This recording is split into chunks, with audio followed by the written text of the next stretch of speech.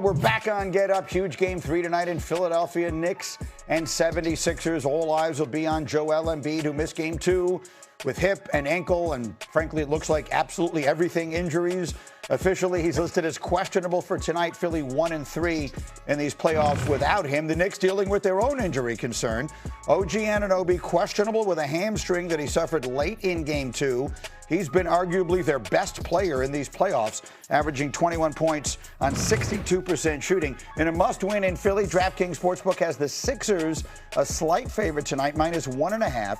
Sixers have actually lost their last 6 home games against the Knicks. That dates back to their playoff series of a couple of years ago. We'll get Fortenbaugh's thoughts on that in just a minute, but let me start with you as I go Goodwill hunting. Which injury do you think bodes larger in tonight's game? Embiid for the Sixers or Anunoby for the Knicks? I'm going to say OG Anunoby because I think he is that critical as far as a glue to what the New York Knicks do. Offensively, when you look at the way that they've been playing on the past 4 games, Karl Towns as a hub, who's been a beneficiary of that? OG Anunoby on cuts. That's why you've been seeing him shoot so well. He defends, he's tough, he shoots, he makes it all work. I don't know what JWill Embiid is going to look like if he comes back tonight. They could very well win without him tonight.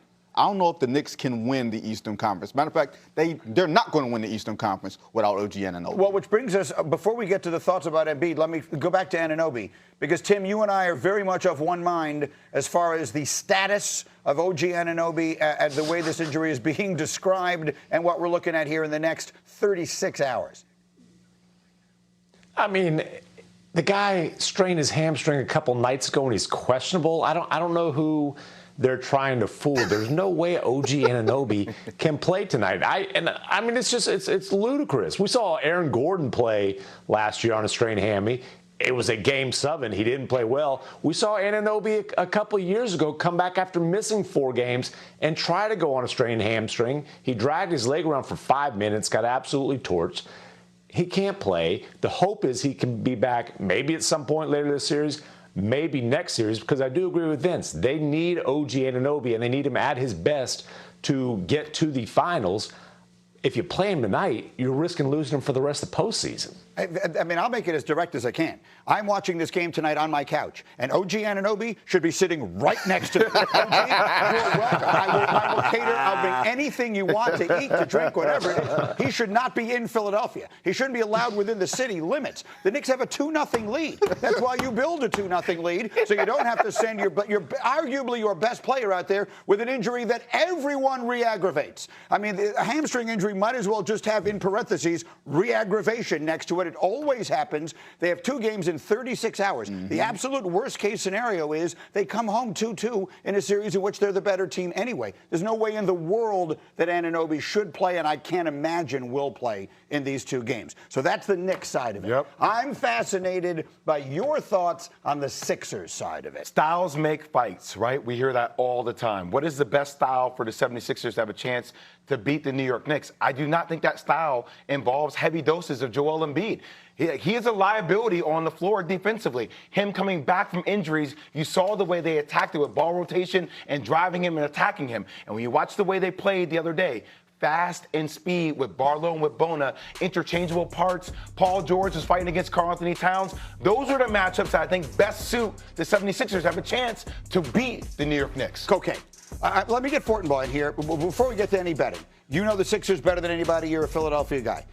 I walked all around the Garden before game 2, asking everyone I could, do you think the Sixers are better, have a better chance of winning tonight with Embiid? And I couldn't find one person to say yes. What do you think? I wouldn't use the word better. I would use the word different, which is very obvious. But the style they play without him is, to Jay's point, more conducive to winning. The pace picks up dramatically. Yeah. Yes. Yeah. And you saw what that could do against the Knicks in game 2. With Embiid on the floor, defensively, they go into this drop coverage. They're not stopping anything. So you're parsing words with me. You're telling me it's not better, but they have a better chance of winning. How are those different? I'd say if he does not play tonight, as a Sixer fan, I'm not losing any sleep over that. I'm very excited about their chances of winning. So here's the argument that comes back in my face. Tim McMahon, I'll give it to you.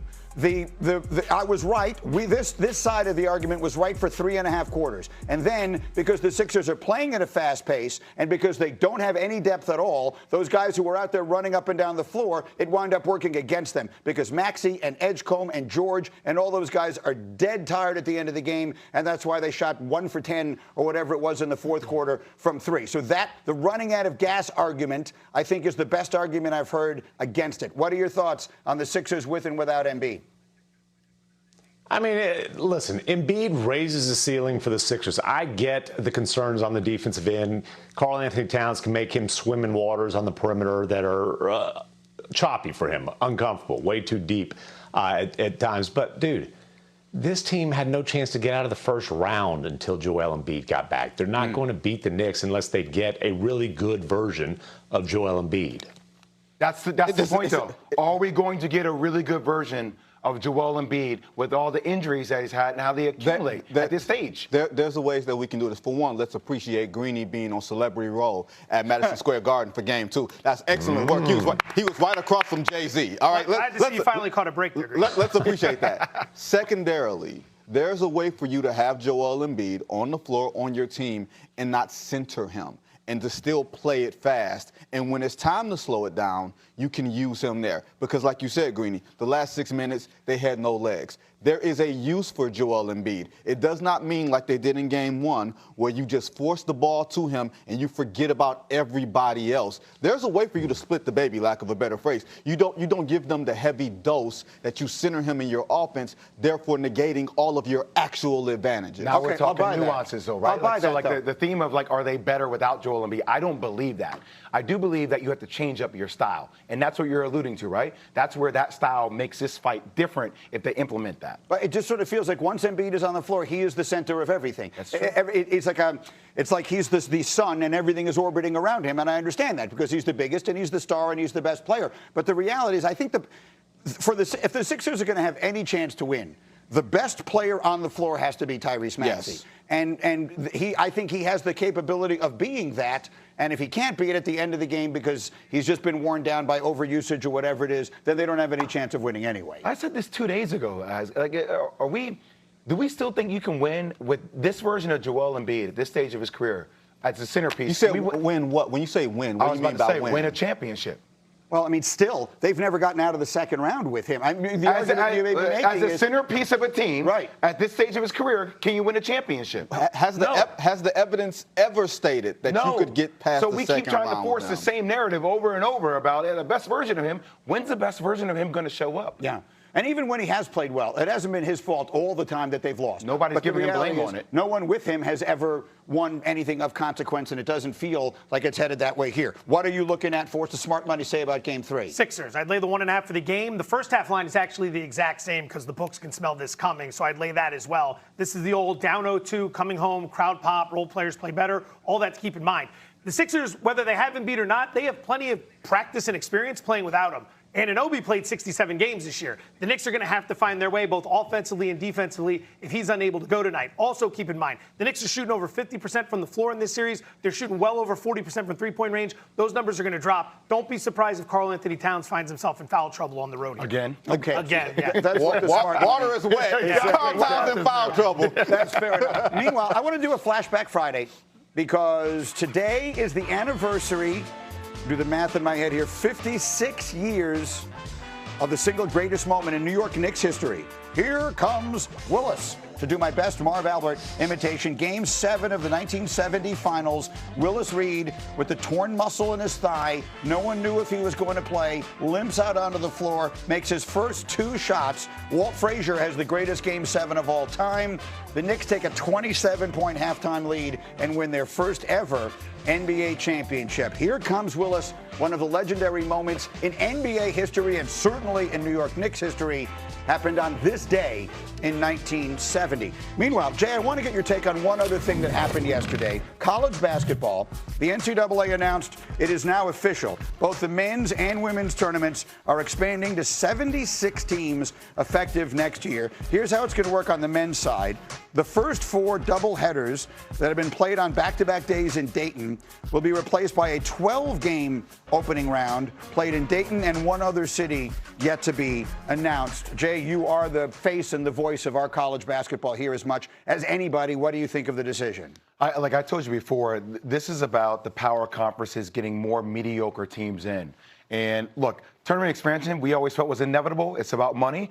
But also, how do you keep the power conferences happy, right? Because I do think we're inevitably headed towards a scenario similar to the CFP, where eventually the conferences are going to own all the power. They're going to say, why do we need the NCAA anymore if we can actually own all that revenue for ourselves, Greeny? That is bound to happen when this deal comes up sooner or later. So, look, I always look at these things as there are 2 reasons why things get changed. One is to make them better. I haven't heard anyone suggest the NCAA tournament has any problem the way it is right now. This doesn't necessarily make it better. It might not make it worse, but it certainly doesn't make it better. So the other reason that you change it is because there's money involved. And so there just has to be more TV money, more, yes. And to your point, more money for the big conferences, which is obviously a priority for the reasons you described. So all the shows that we have, when we go through all the scenarios about here are the first 4 teams out, yeah. We sit over and we debate it over and over about the mediocrity of these teams. Now we're going to let those first 4 teams in and the next 4 in. Right. We're just letting more mediocrity in the tournament. Like I said before, everybody gets a trophy. It really is 2026. It devalues the regular season to a degree. It takes, if you're asking my opinion on it, I hate it. And I didn't like it when they expanded it the first time. There was something absolutely perfect about the NCAA tournament. Now, I will acknowledge the first 4 now doesn't bother me. I'm not sitting there watching those games thinking, oh, boy, I really wish this wasn't going on. And I'm sure we'll feel that way when these games are being played next year or whenever it is that this takes effect. But as a general rule, I do not think this needed expansion. This is just more marketing collateral that they'll keep trying to sell you on in media rights. And it's fine, right? Because there's always excitement leading into the tournament. But at the end of the day, you're not watching a good product. And that's the point. Yeah, that at the end of the day, that isn't the point. Yes. Right? That's not